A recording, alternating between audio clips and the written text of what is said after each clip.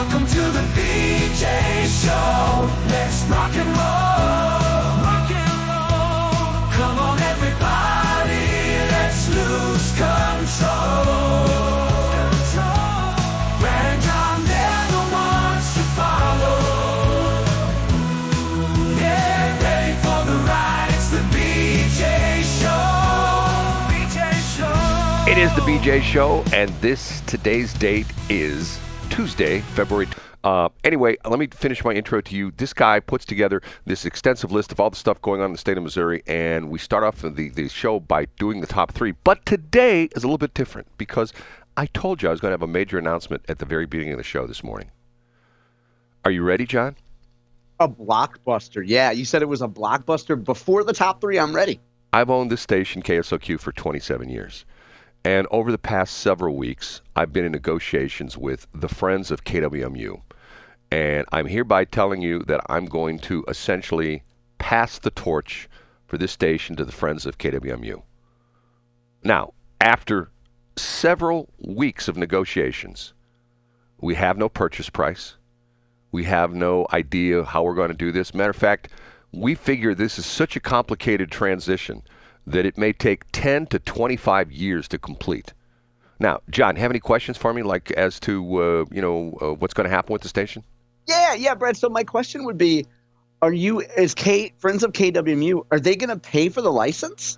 Well, John, you'll have to talk to our public relations person who's here at the station. Do you know Hugh Janus? Do you know Hugh Janus? He's our public relations. I do, yeah. He's related to my friend Hugh G. Rection. Right. Now, the other situation we have is that we have hired an outside, Hugh does a great job on the inside, but we've hired an outside public relations person as well, too. And she has impeccable credentials to the point where she's never biased. And if you look at her, I mean, all you have to do is look at her Twitter feed, and you can see that she is like, if you talk about, if this were a 4-lane highway, she'd be walking down the center stripe. You know what I'm saying? She'd be walking on Hall Street, right? Right. She'd be walking right down that double yellow line. That's Joe Manny's, and she's going to essentially put out a press release later today, and she's going to outline everything that we've negotiated, which, like I said, we don't have a price, we don't have any kind of information or anything like that, and it may take 10 to 25 years to close this deal because there's so much stuff that has to be done, John. And the interesting thing is, if you're going to ask me about a letter of intent, go ahead. Say, do you have a letter of intent? Yeah, can you tell me a little bit about the letter of intent or provide any details? There is no letter of intent, John. How about a MOU, memorandum? Yeah, are there any MOUs? No, there's no MOU either. There's no MOU. And you're going to ask me about what the program is going to be? Yeah, what's the programming going to be, Brad? And are there any other stations involved? Are there any other transmitter sites? Who's taking over that stuff? Well, the only thing they have definitively told me is they are going to apply for the new call letters. They're going to get rid of KSLQ, which is a famous set of call letters, but they're going to apply for the new call letters of KLGB.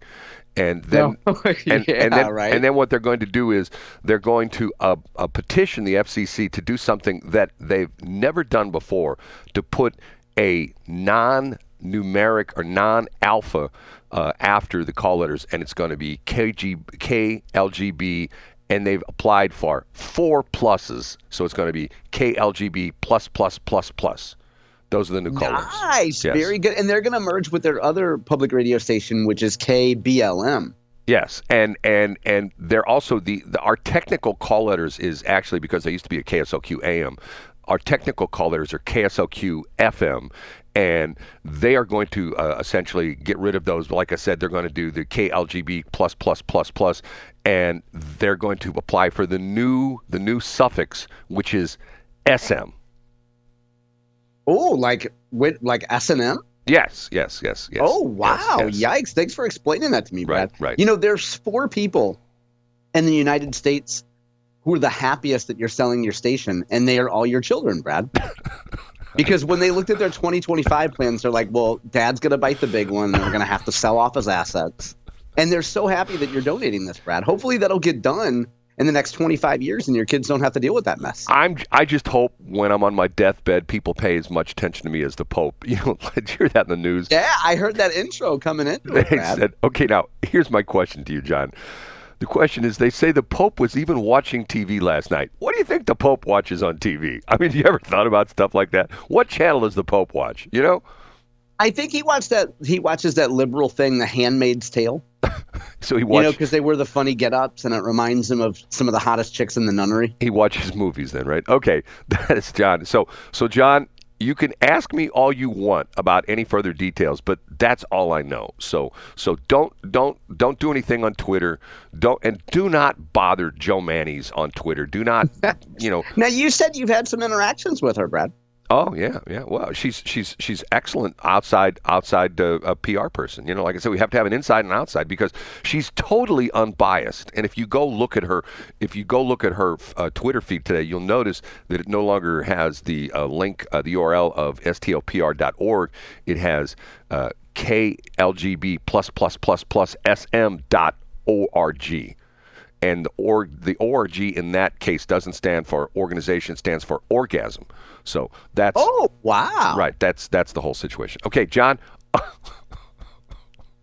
I'm sorry, John. By the way, we got off to a hot start today, Brad. I never thought I'd hear you say the big O word. I don't mean genetically modified organism either. We talked about that last week when we talked about Dr. Oz, remember? I said that on... Oh, you did? Yeah, you're right. His health tips. And that's one of the reasons why you've almost made it to 90. When is your kayfabe 90th birthday, Brad? It's July 4th. Excuse me. July 4th. Okay, good deal. Excuse me, June 4th. 1935 was when I was born. Wow, it's a big one. Yeah, okay. So here's John, and what we do is we start off with, and by the way, you got me in trouble with a couple listeners yesterday. Man, I got some really negative feedback about you. Awesome, good deal. And are these listeners, do you care about them personally? Do you know them personally? One I do, one I don't. Okay, good deal. Okay, here is this guy. What's your name, sir? I'm Casey Kasem. And what do you do? We're on our way to the number one, and here they are. In third place, Brad, in a shocking headline, it appears that the launch of a statewide initiative, a new statewide program, is on track. And that is making some people very mad. You say, John, in your boomer Brad voice, that seems to be one of those dog bite man stories. That seems garden variety. Stuff is on track. Why would somebody be mad about that? It involves one of your favorite topics, Brad Hildebrand, and that is sports betting. Sports betting, it appears, will be on track for launching in September. Now, there's a constitutional mandate that sports betting has to be online, up and running by December 1st. And it looks like it will be up in the fall. Brad, who do you think is upset about the fact that sports betting is on track to launch in the fall? KWMU? Yes, you're exactly right. Email Joe Mannies, and then if you don't hear from her, tweet at her. No, Brad, the correct answer are Missouri casinos and sports betting operators, because they wanted emergency rules put in by the Missouri Gaming Association, the Missouri Gaming Commission.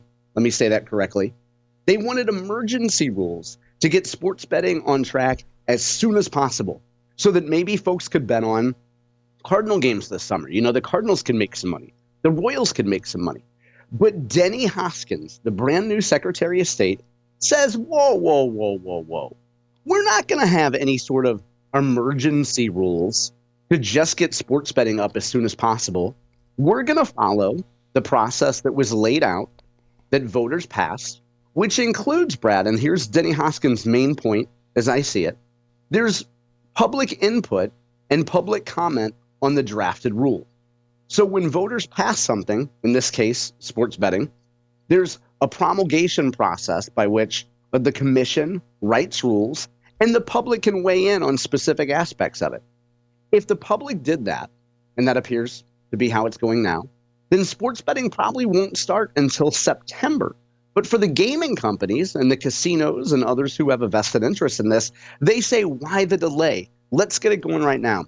Denny Hoskins has the best quote of this whole thing, which is their office wrote, Denny's office wrote that the emergency rules have been rejected due to lack of emergency. In other words, there's no emergency here. Let's go through the traditional process. Let's let people weigh in on what the specific of some of these rules might be. And guess what, you degenerate gamblers? You can start betting in September. Now, to me, Brad, and let's just be frank here. I like Denny Hoskins. I'm a pro Denny Hoskins guy. To me, there's very little to not like about Denny Hoskins. So I'm going to be biased towards his commentary here. But to me, it's entirely reasonable to say, look, let's follow the process the way that it's written out. And why are we making emergency rules if there's no emergency?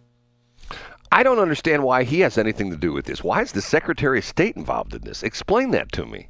Because Secretary of State handles rules for things like all kinds of things that are passed in the state of Missouri, Brad. The Secretary of State is in charge of administrative rules. So remember last year when we had all these debates about Jay Ashcroft weighing in on library rules or other things that are passed by voters? The Secretary of State oversees measures that are passed by voters.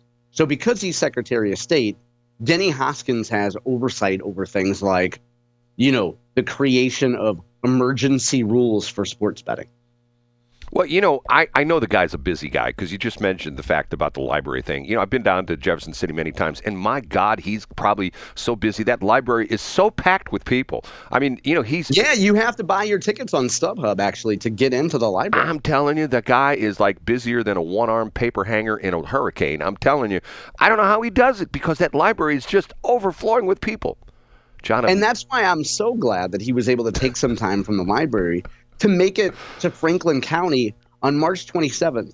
Now, Brad, remind me, what's going on March 27th in Franklin County? That's the big Franklin County. They changed the name of it. It used to be the Lincoln Days. Now it's the Lincoln-Reagan Days. Tell me more about that. What's happening there, Brad? Denny Hoskins is the featured speaker. He's the featured. Plural. Denny Hoskins is the featured speaker. Matter of fact, and the two, what do you call that in wrestling? The two undercard, is that what you'd call it? What is it? Yeah, well, Drew, you could, if you wanted to be denigrating, you could also call them a curtain jerker. Whoever speaks first is a curtain jerker. The curtain jerkers are the two dudes from Tracy's station. So that's what March 27th is. I think I may go to that. Oh, good for you, Brad. Yeah. That's very cool. And that is, folks can find out more details by going to fcrcc.org. Got it. Or Okay. you could just go to our archives on Friday, and we talked about it on our Friday show. Or you can just send me $100 a bill in the mail, and I'll call you back with all the information. You're such a boomer, Brad. You have people send you cash in the mail. Isn't that quaint? Okay, John. I love that you trust the U.S. Postal Service to deliver cash. Like there's not some hoodlum in there rifling through envelopes. I think this one got 100. With my life, John, what I haven't told you is that just last week I had a heart transplant, and they mailed the new heart, and it was supposed to get there on Thursday, and matter of fact, it didn't get there till Sunday. So anyway, but that's a whole other story. Okay, number 2. Up a notch to number 2. A surprising fact about the Missouri legislature. Brad, when you think about the Missouri House and the Missouri Senate, if you wanted to listen to or watch floor debate, how easy do you think it would be to watch the House and Senate? That's a bit of a leading question, but let's run with it. A long time, this is an interesting question because back in the day, when I was doing stuff with the Learfield and Missouri Net, they had a direct line to the, this was like, pre-internet, all this kind of stuff. They had a direct line into the Missouri House, and you could sit there in their studios and listen to everything going on. But I don't know, is it a streaming channel? I mean, is it on any of the streaming channels? Is it on, is there like a Missouri version? Yeah, it's on Disney Plus and it's on Netflix. No, sorry to interrupt. Go ahead. I don't know. I mean, how would you watch it? The correct answer is, and I think this is surprising to most folks, you can watch the Missouri House, so you can watch and listen to the Missouri House, but the Missouri Senate only offers audio. There's no video feed for the Missouri Senate. And in a dispute, debate, whatever you want to talk about, however you want to label it, that involves both sides of the aisle, there's folks on either side that say, yes, we should be able to have a live stream in the Missouri Senate. And then there's folks that say, not so fast. This piece that I have up today is brought to us by the Columbia Missourian. A girl named Olivia Mallet has a piece that talks about the fact that Senator Mike Moon from down in the southwest part of the state, he says, hey, we're going to get Missouri kicking and screaming into 2025. It's time for us to have video in the Missouri Senate so folks can watch us. We'll do it just like they do in the House. We'll have it set up. It won't be anything extravagant, and folks can watch it in the live feed. And then when the session's over for that day, we'll log it, and you can go back and watch it. Now, the funny thing about this story, Brad, is that Mike Moon is seen as being a very old school guy from Southwest Missouri. He made people mad, you might recall, a couple years ago, because he wore overalls on the floor of the Missouri Senate in an act of defiance. He's just an older, good old boy. And for him to be on the cutting edge of technological evolution is surprising probably to many folks. But we've had folks like Senator Doug Beck, who's the rarest of birds. He's a white male Democrat who's not gay. He's like, I don't think so. Because people will, here's his quote, I'm afraid people will try to snip it being video. I'm afraid people will try to snip it and use it for political stuff. If I was in the scene of someone else's video, I'd have a problem with that. So a lot of senators resist it, and that would include Senator Cindy O'Laughlin from Shelbina. She's kind of resistant too, and she says, look, if people want to see what's going on in the Senate, they can drive here. You know, she says you can hear the audio. If you really want to see it, drive here. We have a process. So John, my prediction, Brad, my unsolicited prediction, is I don't think this will pass this year. I think it will pass next year. And the senators will wait that are in the Senate now that are leaving. They'll wait, and then they'll pass it so it doesn't start until, say, I don't know, 2027. What do you think, Brad? Should there be video in the Missouri Senate? Well, John, what was the name? What was her name again? Cindy? What was her last name? Cindy O'Laughlin, yeah. I'm with Cindy because I'm the kind of guy that, I want to take it one step further. You want to get your license plates renewed? Go to Jefferson City. Don't get on your horse and go to Jeff City. Yeah. I mean, there's no need to have a local driver's license office. Just go to Jefferson City. If you want that driver's license, if you want your tax return, we're not going to mail them anymore. You have to go pick it up. They're going to cash you out. And you got to go to Washington, D.C., yeah. Right. No, for your state tax return. You have to go. For your state? When you go to the Department of Revenue, stand in line. You had to drive down. I'm with her, man. Because once upon a time, somebody told me this internet thing might take off. I'm still sort of hesitant about that. I don't know if anything's going to happen with it. Okay, on to the number one. I'll be expeditious with this because I know we're up against break. It's great news for liberals who have been saying Trump is going to cause people to act out and be violent. There was a situation in Creve Coeur at a Deerberg's up on Olive. I believe it's the one that's at Olive and 270. A gentleman who's 31 years old named Sean Singer was charged with 4th-degree assault. He allegedly attacked a Hispanic man. He started talking trash to the Hispanic man in the aisle of Deerberg's. Then the Hispanic man had a few choice words back. And then this gentleman, Sean Singer, allegedly attacked the Hispanic man. Now, Brad, I point this out because I would suggest people go to the Post-Dispatch story. I have a paywall-free version, as always, up. I think it's fair to say, Brad, that this, judging just by the mugshot, this Singer gentleman probably is developmentally disabled. The quotes that were given in the Post-Dispatch, that had been given to police that are in the Post-Dispatch, this gentleman doesn't seem to have all of his faculties. And again, just being very superficial here, he looks like he might be developmentally disabled, but that doesn't matter. The progressive left will look at this and say, see what Trump's done.